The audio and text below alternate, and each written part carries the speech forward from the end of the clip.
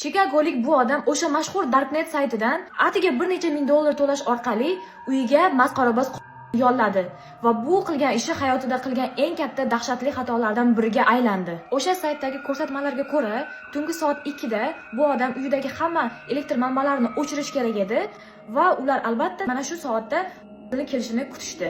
Bundan tashqari ogohlantirishibdiki, masxaraboz kelgandan keyin qoladigan oqibatlarning hech qaysi biriga sayt boshqarmasida javob bermas ekan. Bu odam masxarabozni kutib olish uchun o'zini do'stlarini ham chaqirdi va ular bundan keyin qanaqa dahshatli voqealar sodir bo'lishini bilmagan holda birgalikda kutishibdi. Voqeaning boshlanishida bu hammasi oddiy hazilga o'xshardi, chunki hamma yoq jimjit edi, toki eshikdan kelgan qo'ng'iroq bu jimjitlikni buzmaganigacha. Ular shu zahoti eshikni borib ochishdi va eshikni ochganda esa ostonada korobka turuvdi.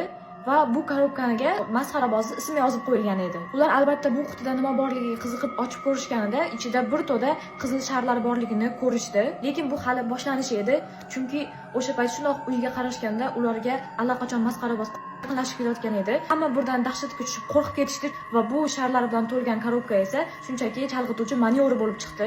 Ozgina tinchlanishgandan keyin bolalardan bittasi borib o'sha so'rashib gaplashdi va shu orada masxaraboz aytdiki, meni qornim och deb oshxonaga qarab yurib ketdi va oshxonaga borgandan keyin esa shisha idishni boshiga urib sindirishni boshladi. Aynan mana shu daqiqada ular bu hamma narsa hazil emasligini tushunib yetishdi. Keyin esa qiziqqanda ular masxarabozni oldiga borib kuzatishni boshlashdi, lekin ular yaqinlashganda masxaraboz birdan sapchib ketib orqaga qochib ketdi va kelganida esa qo'lida bita bilan qaytib keldi.